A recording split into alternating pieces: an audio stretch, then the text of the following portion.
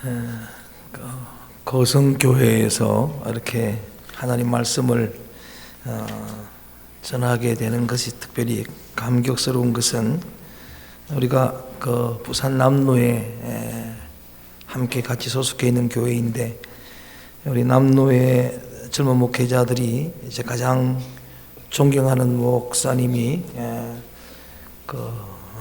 우리 거성교회의 담임 목사 원로 목사님이시네. 제가 많이 떨립니다. 좀 화어링을 조금 조정해 주세요. 조금 낮춰 주세요. 고은태 목사님입니다. 그분의 어떤 목회적인 영역이나 또는 인격적으로 우리 모든 젊은 목회자들이 다 존경하고 그렇게 귀하게 여기는 목사님이고, 그 다음에 담임 목사님이신, 조금 더 낮춰주세요. 조금 더 소리를 줄여주세요. 연은도 목사님 또한 저 학교의 직후배로서 아주 제가 존중이 사랑하는 그런 목사님입니다. 그 두 분 다 또 우리 교회에 몇 년 전에 고은태 목사님 오셔서 재직 세미나 해주셨고, 또 연은도 목사님은 작년에 던신 예배로 오셔서 말씀을 전해주셨는데, 제가 여러분에게 서창 쪽 아십니까? 아주 시골에서 왔습니다. 조금 더 낮춰주셔도 되겠어요. 소리가 지금 제 목소리랑 지금 안 맞는데, 뭐 속으로 서창에서 왔다니까 뭐 선한 것이 나오겠느냐 그럴 줄 모르지만, 여러분 저는 아주 대단히 유명한 목사입니다. 저는 대한민국에서 설교를 3번째로 잘하는 목사입니다. 첫 번째는 고은태 목사님이고, 두 번째는 연현도 목사님이고, 이제 제가 3번째입니다. 우리 교회에 가면 1등인 줄 알고 있습니다. 그리고 저는 이제 원칙 하나가 있습니다. 그 원칙이 뭔가 하면은 정말 가장 따끈따끈한 원래 말씀은 본교에서 전합니다. 그리고 이제 헌신 예배를 가거나 또 부흥회를 가게 되면은 이제 그날 전했던 말씀을 가지고 가서 재탕합니다. 재탕하는데 어떤 분은 재탕이 더 좋다 그러더라고요. 재탕이 은혜롭다 그러는데, 그래서 오늘도 우리 교회에서 전한 말씀을 함께 나눌 텐데, 여러분들이 은혜 많이 받기를 주의 이름으로 축원합니다.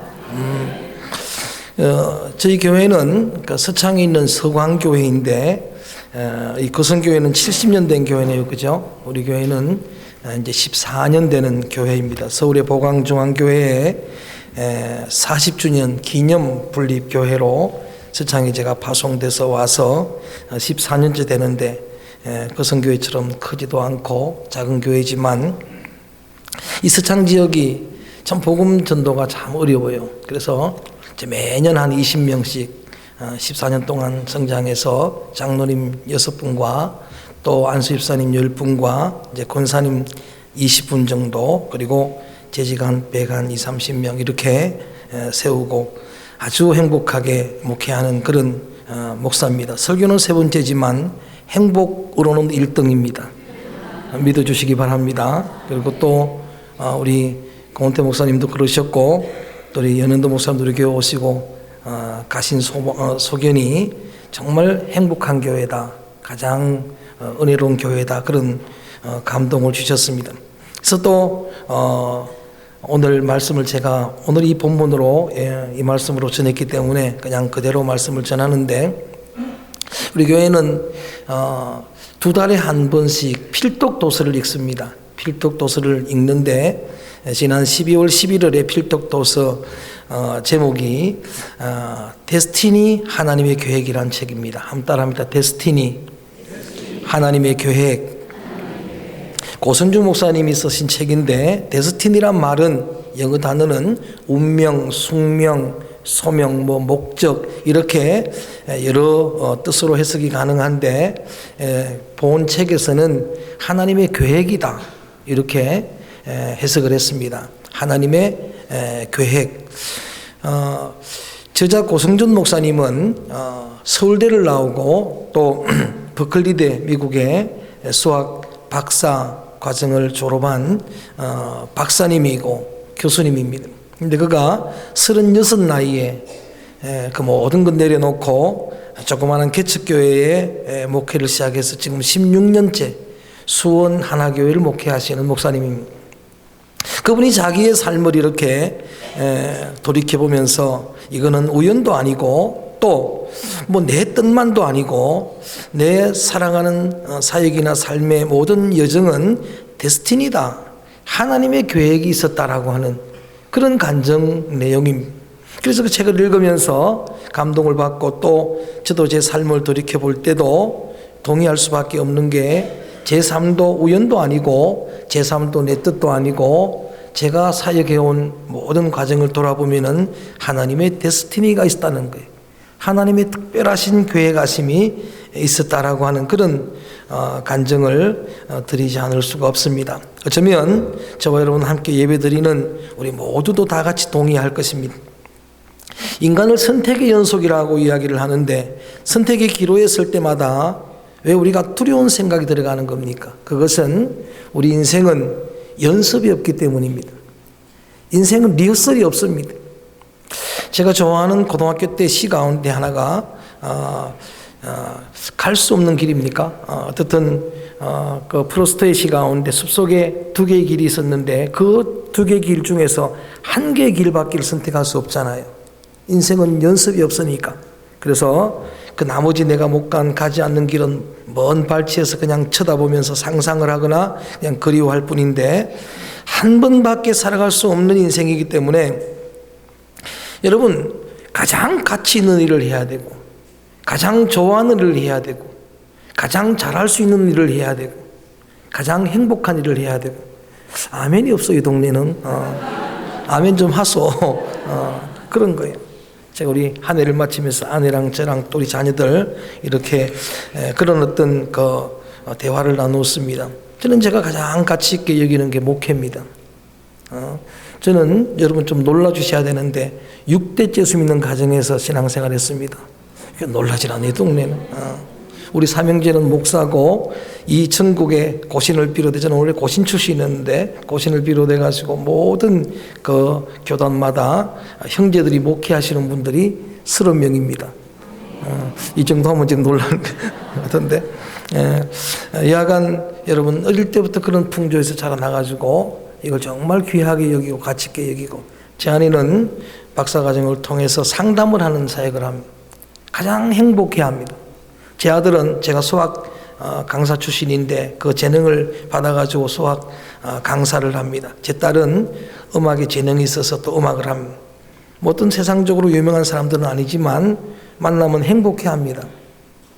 여러분 만약에 경쟁 구도 속에서 우리 인생을 투자하게 되면은 여러분 그 삶은 행복하지 않습니다.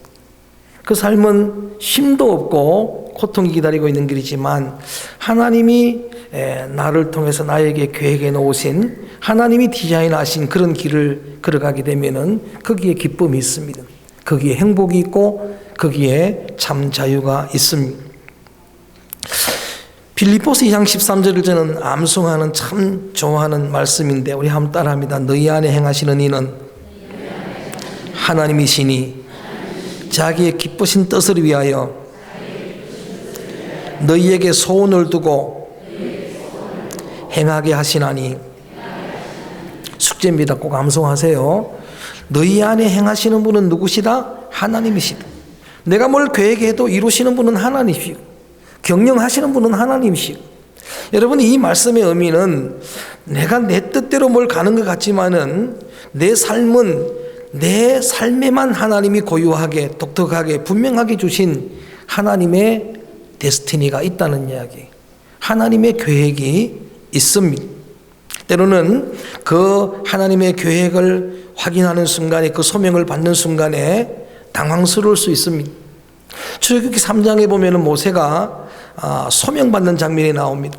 모세가 소명받는 그 순간에 모세야 하나님 부르십니다. 너 선 땅은 거룩한 땅이니까 신을 벗으라. 그리고 하나님을 만나게 되는데 하나님이 말씀하시는 명령은 너는 바로에게 가서 내 백성을 그 앞제에서 구원해내라고 하는 그런 보내심입니다. 부르심 보내심인데, 그래서 그때 모세의 반응이 어떠합니까? 당황스럽습니다. 그래서 내가 지금 나이가, 오늘 헌신 예배를 드리는 분들이 보니까 대부분 연세가 드신 분들인데 좀 실감이 될 겁니다. 이런 반응을 보이는 거예요. 내가 지금 늙었고 나이가 많고 나는 말도 잘 못하는데 어떻게 내가 바로에게 가겠습니까? 어떻게 내가 할 수 있습니까? 반응하는 게, 그 속에는 불평이 또 원망이 또는 절망감이 포함되어 있는 거예요. 하나님 이왕 쓰실 것 같으면 젊을 때 쓰시지.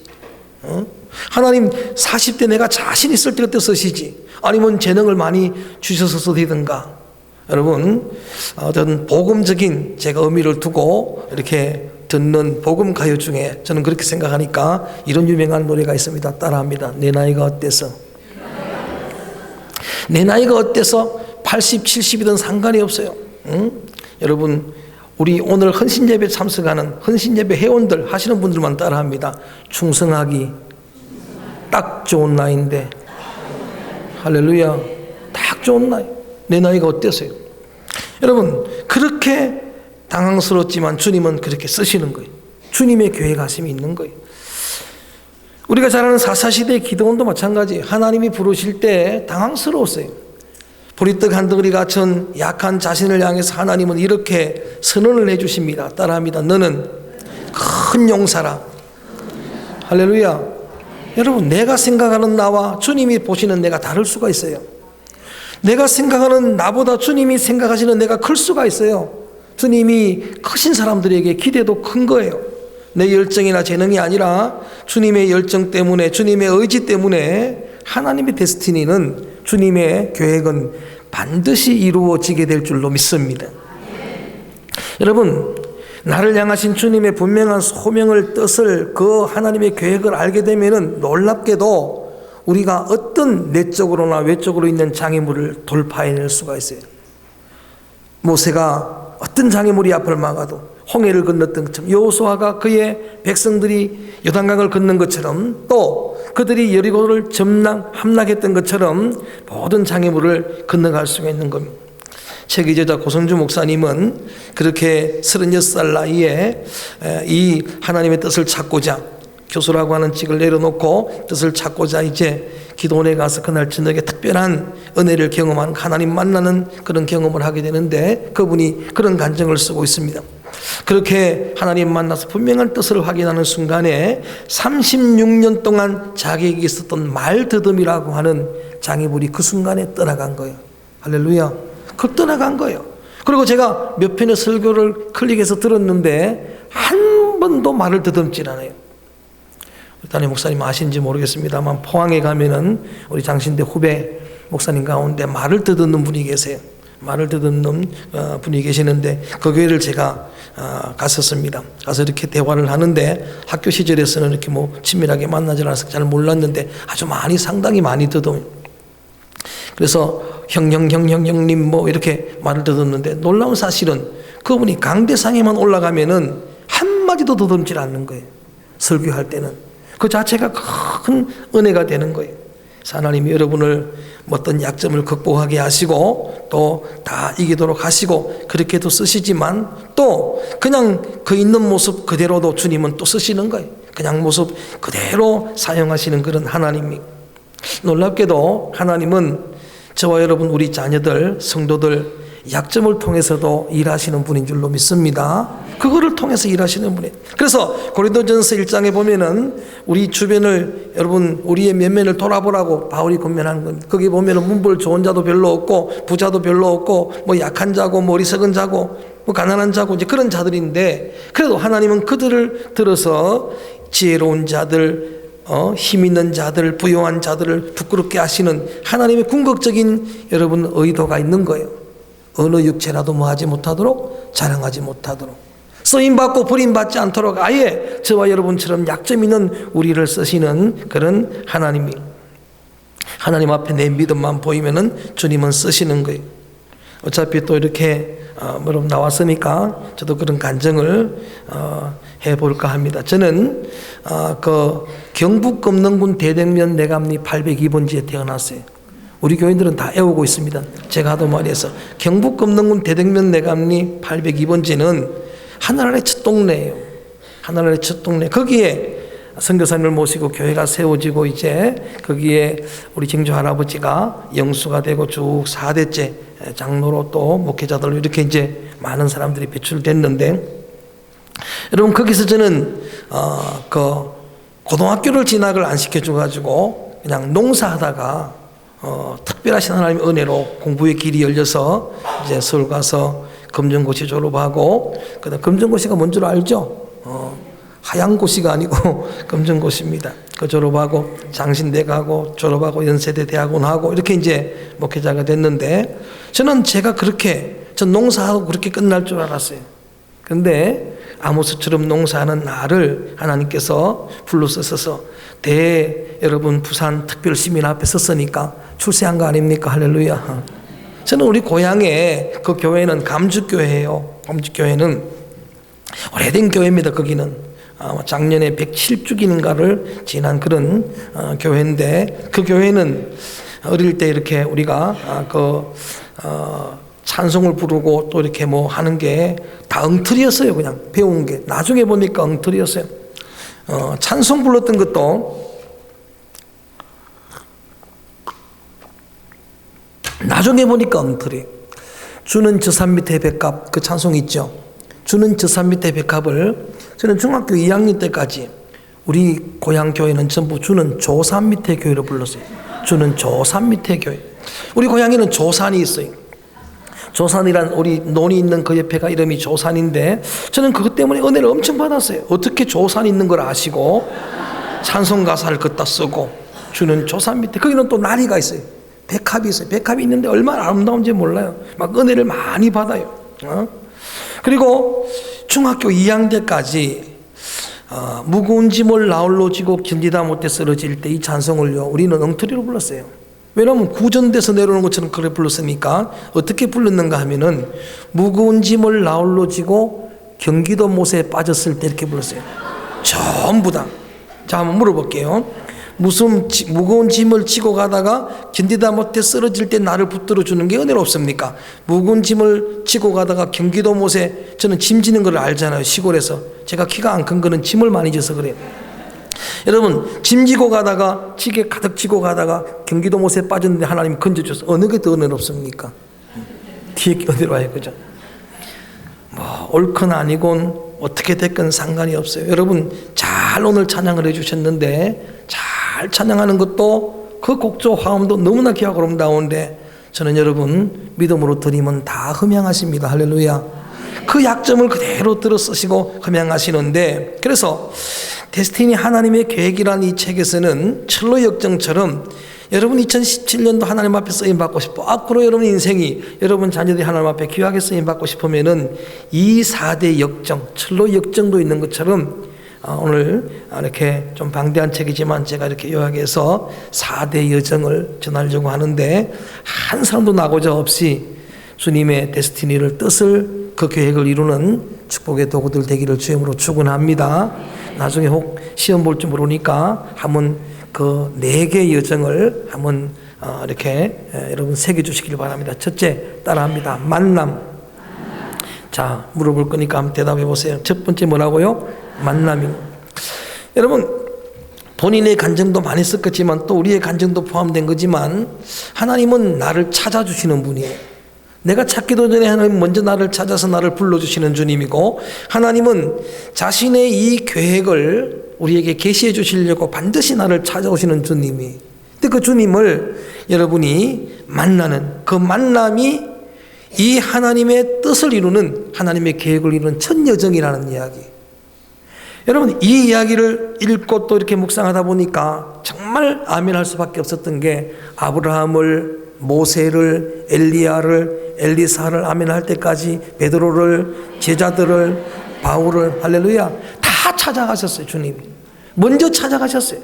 먼저 찾아가셔서 불러주실 때 그들은 그 찾아오신 주님을 인격적으로 만납니다. 할렐루야.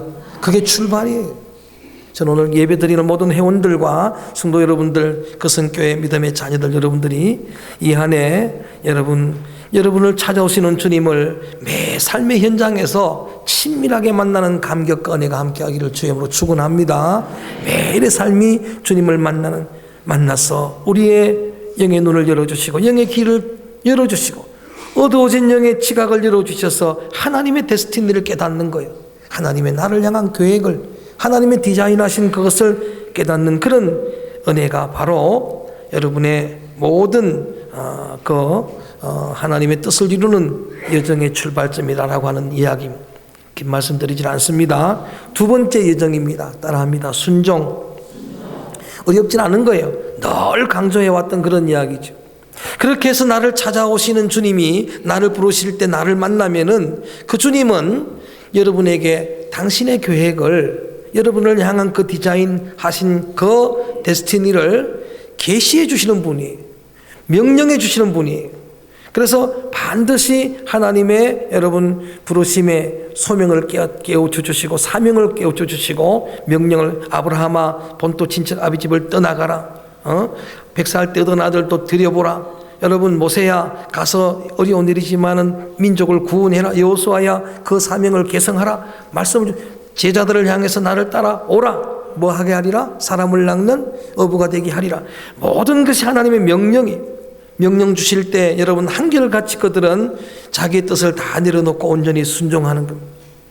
이 마리아가 혼인집 거기에 포도주가 떨어졌을 때 하인들에게 뭐라고 말합니까? 주께서, 우리 같이 할까요? 주께서 무슨 말씀을 하시든지 그대로 하라. 내 경험, 치꼬리만한 지식 그거 다 내려놓는 거예요. 이치를 따지지 않는 거예요. 여러분 그렇게 순종할 때에, 소경이 순종할 때에 깨끗하게 되었습니다. 나만이 순종할 때 씻어 깨끗해졌습니다. 여러분 베드로가 자기의 경험 다 내려놓고 어제 저녁에 한마디도 못 잡았습니다마는 내가 말씀에 의지하여 그물을 내리겠나이다. 여러분 그 자리는 전부 기적의 자리가 됐어요. 그 자리는 기적의 현장이 되었어요.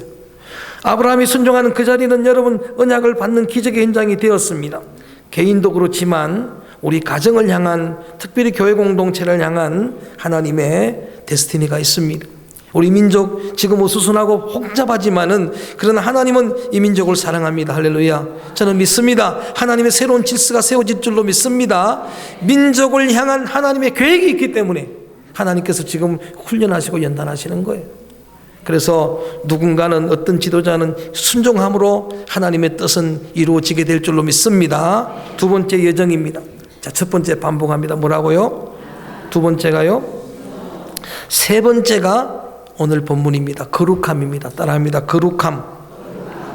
오늘 찬양 인도자가 우리 총회 주제가 다시 거룩한 교회로 그렇게 정했습니다. 우리 한번 따라합니다. 다시 거룩한 교회로. 그 주제의 요절 말씀이 오늘 본문 레위기 19장 2절입니다. 같이 한번 읽어봅니다. 시작. 너는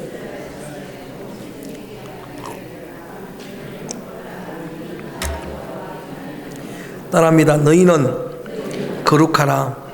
할렐루야. 마틴 루터 종교개혁 500주년을 맞는 특별한 해입니다. 그래서 총회는 주제를 그렇게 정했고 저는 우리 교회도 주제가 동일합니다. 다시 거룩한 교회로라고 하는 그런 주제입니다. 여러분 제가 이 주제 강연할 때 세미나를 참석을 했었는데 여러분 개혁이라고 하는 의미가 리포메이션이에요. 여러분 어떤 새로운 거를 만들어내고 이렇게 여러분 제도를 고치고 이런 게 아니고 원래의 모습으로, 주님의 꿈이었던 교회의 모습으로 돌아가는 거예요. 초대교회의 그 모습으로 돌아가는 건데 그게 여러분 거룩이라고 하는 것입니다. 여러분 저는 새벽마다 생명의 말씀 삶이라고 하는 그 교재를 가지고 이제 새벽의 말씀을 전하는데 지금이 디모데전서 이제 후서 특별 새벽 기도를 하면서 그 후서할 거를 미리 가서 이렇게 점검해 보는데 거기 바울이 디모데 믿음의 아들 목회자에게 그 부탁한 그런 내용입니다. 너도 그렇지만 성도들도 하나님 앞에 유황에 귀하게 쓰임받는 그릇이 됐으면 좋겠다. 집에는 그릇이 많은데 크기는 두 가지라 그랬어요. 하나는 귀 쓰임받는 그릇이 있고 하나는 천하게 쓰임받는 그릇이 있는데 여러분 이유 불문하고 하나님은 깨끗한 그릇 쓰십니다. 할렐루야. 거룩한 그릇을 쓰십니다. 아담을 향한 데스티니가 멈추었던 것은 아담의 죄 때문이었어요. 반면에 다니엘과 그의 친구들은 왕의 진미를 거절합니다. 우상의 제물로 자신을 더럽히지 않으려고 뜻을 정하는 거예요. 그냥 되는 게 아니에요. 그리고 그 뜻 정한 대로 행하는 거예요. 하나님의 뜻에 맡기는 그 거룩함 때문에 여러분, 그들은 하나님의 뜻을 이루는 소중한 축복의 도구가 될 수가 있었습니다. 요한계시록을 제가 신학교에서 강의를 하고 또 그 계시록 말씀으로 우리 성도들을 이렇게 몇 번 강의해가지고 이단이 공격하는 이런 때에 믿음을 잘 지키도록 하는 그런 사역들을 감당해 왔는데, 계시록에 보니까 이런 상징적인 의미의 말씀이 있습니다. 하나님의 구원받은 백성들, 성도들이 입는 옷을 세마포 거룩한 흰 옷이라고 이야기를 해요. 어린 양의 피에 적셨는데 이상하게 그 옷은 흰 옷이 되었다는 이야기. 왜 그렇게 흰 옷이라고 이야기를 했을까? 여러분이 반드시 입어야 될 의의 옷은, 주님이 입혀주시는 의의 옷은, 그 지켜야 되는 옷은 쉽게 여러분 발해할 수 있는, 쉽게 오염될 수 있는 거룩의 흰 옷입니다. 제가 서울에서 전철을 타고 아주 오래된 이야기입니다만은 그렇게 어느 지역을 가고 있는데 제 옆에 그 흰 바지를 입고, 그걸 보통 무슨 바지라 그러죠? 백바지를 입고 백구두를 신고 깨끗하게 다린 그런 그 바지를 입고 한 사람이 서 있길래, 한 청년이 서 있길래 그 어쨌든 너무 깨끗한 옷을 입고 있는 그분에게 자리를 양보했어요. 자리를 양보했는데 그 성의를 무시하고 안 앉는 거예요. 굉장히 불쾌했는데, 그래서 제가 곰곰이 묵상을 해봤어요. 왜 그랬을까 생각해보니까 이분은 분명히 애인을 만나러 가는 거예요. 백바지를 입고 백구두를 입고 그렇게 가는데 흰 옷이기 때문에 아무 데나 앉을 수 없다는 이야기. 깨끗하게 다린 옷이기 때문에 아무 데나 앉을 수가 없다는 이야기. 시편 1편은 저는 좋아합니다. 우리의 옷이 쉽게 여러분 오염될 수 있어서 우리는 악인의 꾀도 따라갈 수 없고, 아멘. 죄인의 길에 설 수도 없고, 아멘. 오만한 자의 자리는 앉지도 말아야 되고. 여러분, 쉽게 오염될 수 있기 때문에 그런 거예요. 여러분, 우리의 거룩의 의미는 바로 하나님의 임재 안에 머무는 그런 삶입니다. 거룩의 비밀은 하나님 임재를 경험하는 거예요. 하나님의 임재 안에, 하나님의 능력 안에, 하나님의 십자가는 능력에, 지금부터는 아멘 하면 돼요. 복음은 능력입니다. 말씀은 능력입니다. 기도는 능력입니다. 성령은 능력입니다. 오직 말씀으로 외쳤던 마틴 루터처럼 이 한국 교회가 다시 말씀으로 돌아가는 거예요. 다시 본질로 돌아가는 거예요. 다시 거룩으로 돌아가는 겁니다. 여러분, 저는 우리 교회에서 이 교회 사역을 할 때 말씀에 관한 이야기를, 우리 교회는 1년에 2번 성경 시험 봅니다. 그런 교회 있습니까? 성경 시험 보는데 지난 중간에 시험 보고 시험 점수를 주보에 공개합니다. 주보에 공개합니다. 시험 들어도 어떡할 수 없어요. 말씀으로 돌아가고 말씀 있기를, 여러분, 왜냐하면 그게 능력 안에 머물러야 내가 거룩해져요. 기도의 능력 안에 머물러야 거룩해지는 거예요. 그래서 우리 거성교회 한 해, 2017년 한 해에 저는 여러분 말씀의 무게, 기도의 무게, 성령의 무게, 복음의 무게 회복되기를 축원합니다. 그래야 거룩해지는 거예요. 주님이 내 심령 안에 임재하시고 주의 성령이 내주하게 하시려면은 심령이 깨끗해야 돼요. 여러분, 언어 생활이 구별돼야 돼요. 거룩은 구별되는 거예요. 여러분, 삶이 달라야 돼요. 왜 여러분 세상 사람들한테 이렇게 개독교라고 여러분 그렇게 매도를 당하는 것입니까? 그 사람들이 잘못된 것입니까? 아니에요. 거룩하게 살지 못한 우리의 잘못입니다. 그래서 여러분 습관도 인격도 거룩하게 되어서 하나님의 소중한 계획들을 이루고 뜻을 이루는 주님의 소중한 축복의 도구들 되기를 주의 이름으로 축원합니다. 거룩의 소중한 방편을 저는 이 레위기 본문의 말씀을 읽었는데 다 찾아 있지는 않습니다만은 여러분 잘 아는 콧이요. 레위기에 정결한 음식과 음식규례 있어요. 물론 건강을 위한 거죠. 이스라엘 백성들 광야길 걸어가는 그 백성들의 건강을 1차적으로 위하는 것이지만 이 책의 원래 제목이 오늘 요절이기 때문에 내가 거룩하니 너희도 뭐하라? 거룩하라는 말씀 때문에 여러분 그걸 상징적으로 저는 이렇게 강의를 했어요. 우리 교회에서도 그렇게 전했는데 거기 많은 여러 가지가 나오지만은 저는 한 3가지만 이야기를 하려고 해요. 첫째는 물고기예요. 잘 한번 보세요. 그러나 이런 물고기는 먹지 말라, 또 이런 물고기를 먹으라 할 때 보면은 지느러미가 있고 여러분 잘 헤엄치는 그런 비늘이 있는 그런 물고기는 전기를 먹어라 라고 이야기를 했는데, 가만히 생각을 해봤어요. 헤엄 잘 치는 물고기, 아무리 큰 고기라도 여러분 죽은 물고기는 그 물결 따라 떠다니는 거예요.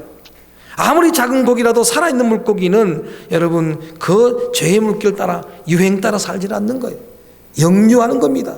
거슬러 올라가는 겁니다. 할렐루야. 세상 따라가는 거 아니에요. 촛불을 드는 게 아니라 촛불이 되는 거예요. 이런 여러분 길이 거룩이에요. 뿐만 아니라 육축을 이야기할 때도 뭐라고 이야기하는 거 봤더니, 육축도 여러분 자 책임질 잘하고, 그 다음에 발에 굽이 있고, 물론 그런 것들이 대부분 다 깨끗해요. 먹어도 별 이렇게 문제가 안 되는 것들이. 근데 상징적으로 제가 생각해 봤어요. 여러분 지난날 한 해가 지나고 새해를 맞았는데 잊어야 될 것은 있습니다. 상처는 잊기를 바랍니다. 한은 잊어버리기를 바랍니다. 그러나 잊지 말아야 될 것, 이스라엘 백성들 40년 광야 지나고 모세가 임종 설교할 때 신명기가 그거잖아요. 계속해서 부탁한 말씀이 있어요. 그게 뭔 줄 아세요? 지난날 40년 동안 은혜는 잊으면 안 된다. 은혜는 책임질해야 된다. 할렐루야. 말씀은 묵상해야 된다. 책임질하는 거다. 뿐만 아니라 이 땅에 발을 딛고 살지만은 굽이 있으면 경계선이 있는 거예요. 거룩의 담은 무너지면 안 돼요. 성전에 여러분 장사하는 그 상들을 왜 엎었습니까? 경계선이 떠나간 거예요. 시장바닥인지 여러분 교회인지 모르겠다는 이야기예요. 그래서 이런 경계선을 잘 지켜나가는 여러분, 이 거룩으로 승부수를 던지고 또 그렇게 승리하는 여러분의 한 해의 여정이 되어지기를 주의 이름으로 축원합니다. 마지막으로 네 번째 단계가 경청입니다. 자, 한번 복습 한번 합니다. 왜냐하면 대부분 세 개를 해야 되는데, 여러분의 IQ 수준을 제가 알거든요. 세 개를 해야 되는데 네 개 하면은 여러분 거의 집에 가면 잊어 잡수실 것 같아가지고 우리 한번 첫 번째부터 다시 시작. 만남, 순종, 거룩함, 그 다음에 경청이라고 하는 게. 자, 이게 맨 마지막 여정으로 왜 고성주 목사님을 소개를 했는가 봤더니 제가 은혜가 되는 일이 있어요. 여러분, 주님의 음성에는 여러분들이 예민해야 돼요. 주님의 간섭에는 예민해야 돼요. 그 경청이란 말을 제가 쓰게 된 겁니다. 여러분, 한 번 과거에 제가 은혜 받았다고 이 한 해를 승리하는 게 아니에요. 어떤 사람들은 과거의 이야기들을 10년 동안 우려먹고 있어요. 근데 여러분, 하나님의 음성은 매일 듣는 거예요. 하나님의 만나는 매일 만나는 겁니다. 할렐루야. 그러기 위해서는 여러분이 주님과 친밀히 동행하면서 주님의 음성을 늘 경청해야 돼요. 여러분 자신보다 하나님이 여러분을 더 잘 아십니다. 믿습니까? 나를 나보다 더 잘 아시는 분이, 제가 지난 주간에 우리 교회 민태진 집사님이라고 대한민국에서 이 기계 설비를 제일 잘 하시는 분이, 그분은 뭐 하여튼 제일 그 장인입니다. 뭐 특허가 많고 한데 큰 물건을 만드는 기계를 설계를 하고 그 다음에 제작을 해서 기념으로 이제 신방을 부탁을 해서 갔었는데, 그분이 그렇게 자신 있게 이야기를 하는 거예요. 목사님, 이 기술은 아무도 나를 따라올 수 없습니다. 제가 이 기계를 만들어서 전국에 다 판매를 하는데 나를 찾아올 수밖에 없는 게 고장나면 고칠 분이 없다는 이야기. 근데 자기는 한다는 거예요. 왜요? 설계하신 분이기 때문에 그런 거예요. 성경에 보면 우리를 지으신 분은 너미 못해서 나를 조성하신 분은 하나님이라고 말하는 거예요. 없는 것 가운데 여러분을 지으신 분은 하나님이. 여러분, 제가 또 왔으니까 이왕에 하나 자랑하십시다. 우리 이제 서강교회는 지금 14년 됐는데 특별한 특징 하나가 있는 게 뭔가 하면은 계속해서 아이가 탄생하는 교회예요. 할렐루야. 신기하게 그것도 여러분, 제가 이 말이 거짓말 같으면 우리 교회 다음 주날 와보세요. 여러분, 거의 대부분 제가 태몽을 꾸고 교회에서 강대상이 이야기하면은 50세 이하는 병원에 가봅니다. 그러면 꼭 아기를 임신합니다. 할렐루야. 여러분 태몽은 제가 안 꾸으니까. 근데 여러분, 그렇게 해서 처음 태어난 14년 전에 태어난 아이서부터 쭉 금년에도 3명, 작년에도 3명 이렇게 출생을 했는데, 여러분 지금도 그들을 볼 때마다 나 신기한 게 14년 전에 없던 인간들이 태어나가지고 지금 나랑 맞먹으려고 그러고 그냥 내 배를 툭툭 두드리기도 하고. 여러분, 없는 나를 조성하신 분은 하나님이에요. 그 한 공장에서 나왔는데 다 달라요. 다 다르게 하나님이 조성하신 거예요. 그러니까 나보다도 내 부모보다도 잘 아시는 분이 주님이에요. 그래서 내 계획은, 내 데스티니는 주님이 하시는 거예요. 그래서 그 주님의 간섭은 세밀하게 들어야 돼요. 저는 목회자로서, 목사님도 마찬가지일 것입니다. 여러분, 성도 여러분을 한 사람 한 사람을 주님이 간섭하시는 그런 손길을 너무나 많이 봅니다. 그런데 참 안타까운 게 있어요. 그렇게 주님이 구체적으로 간섭을 하시는데도 몰라요. 깨닫지를 못하는 거예요. 알려줘도 모르는 거예요. 저는 이 한 해 동안 여러분이 승리의 주님의 축복의 도구가 주님의 데스티니를 이루는 그런 여정 소원하시면은 주님의 음성에 민감해야 돼요. 성령의 여러분 간섭에 민감해야 돼요. 그 주님의 음성을 경청하게 되면은 여러분 그 체험적인 야다 지식으로 반드시 승리하고 기도 응답을 체험하고 내게 계시하시는 주님을 만나는 체험을 하고, 여러분 이런 은혜로 이 하나님의 소중한 축복의 통로로 우리가 쓰임받게 될 줄로 믿습니다. 나는 부족합니다. 하나님은 완전합니다. 나는 무능합니다. 하나님은 전능하십니다. 여러분 혹여 제가 부탁을 드립니다. 내가 능력이 약하다고, 내가 한계가 있다고 하나님의 능력을 제한하면 안 돼요. 내게 아무런 역사가 안 나타나도 그분은 여전히 전능하신 분이에요. 그분은 천지를 지으신 살아계신 하나님이에요. 그래서 이제는 여러분 힘들어도 이렇게 고백하는 거예요. 하나님, 나는 할 수 없습니다만 내게 능력 주시는 하나님 안에서 할 수 있습니다. 할렐루야. 그렇게 되어지는 겁니다. 책에서는 사실 많은 실제적인 인물을 예를 들었는데 저는 그 중에서 한 인물 소개만 하고 말씀을 마치려고 합니다. 주님의 데스티니를 가장 모범적으로 이룬 한 사람.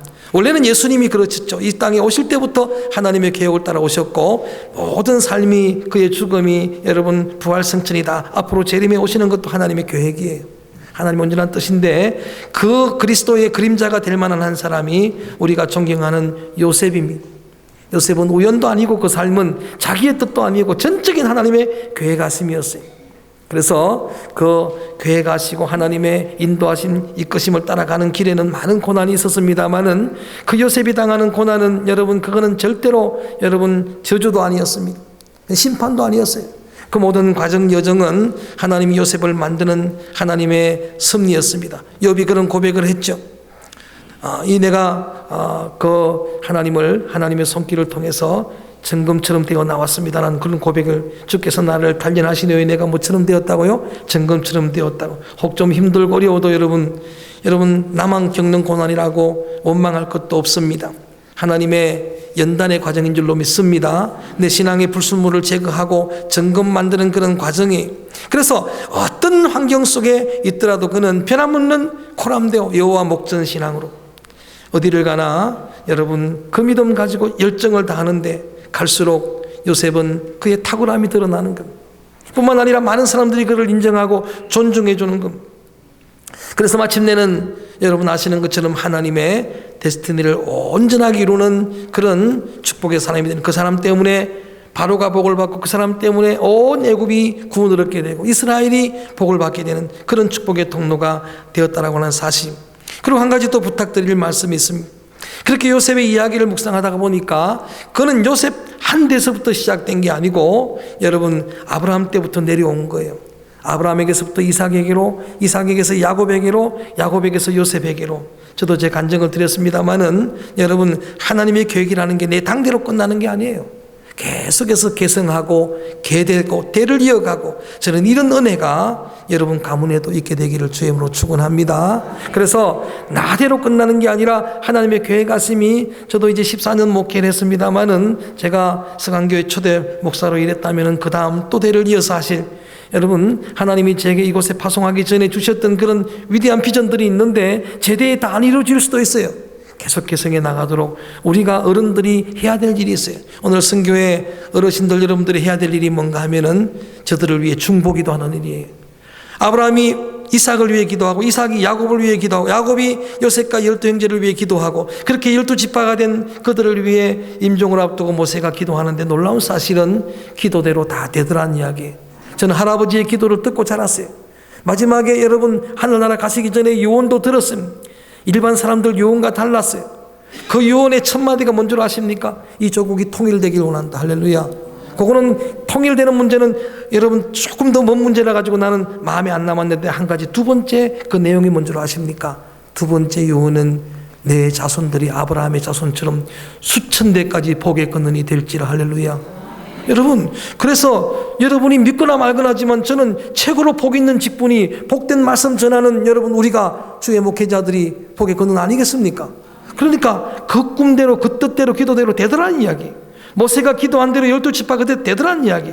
여러분이 어른들이 기도하면 그렇게 될 줄로 믿고, 여러분이 이룬 꿈들도 귀하지만 이제는 다음 세대들이 이런 꿈들을 이어가서 우리 거성교회를 통해 또 다음 세대들을 통해서 하나님이 이 교회를 향하신 하나님의 위대한 뜻들을 다 이루는 모두가 다 축복의 통로들, 축복의 도구들 되어지기를 주의 이름으로 축원합니다. 주의 이름으로 축복합니다. 기도하겠습니다. 하나님 아버지, 하나님의 은혜를 감사합니다. 이렇게 귀하고 복된 날 부정한 영을 이 거성교회로 보내시고 성교회의 귀한 시간에, 헌신예배 시간에 말씀을 대언하게 하심을 감사합니다. 저들 신비에 꼭 심겨주셔서 우리 각자가 나를 향하신 하나님의 계획을 깨닫게 하시고 또 하나님의 그 목적을 따라, 계획을 따라 그렇게 이끌리고 순종하는 그런 믿음의 자녀들이 되어서 이 2017년 새해에도 나를 향해서, 우리 성교회를 향해서, 우리 교회를 향해서, 더 나아가서는 이 민족이 하나님 앞에 온전히 헌신함으로 순종함으로 주의 뜻을 이루는 축복의 도구들이 되게 하여 주시옵소서. 내 입만 의지하면 피할 수밖에 없지만 하나님이 동행하시고 성령님이 능력을 주실 줄로 믿습니다. 그 능력으로 감당할 줄 믿사옵고 예수님 이름으로 축복 기도드리옵나이다. 아멘.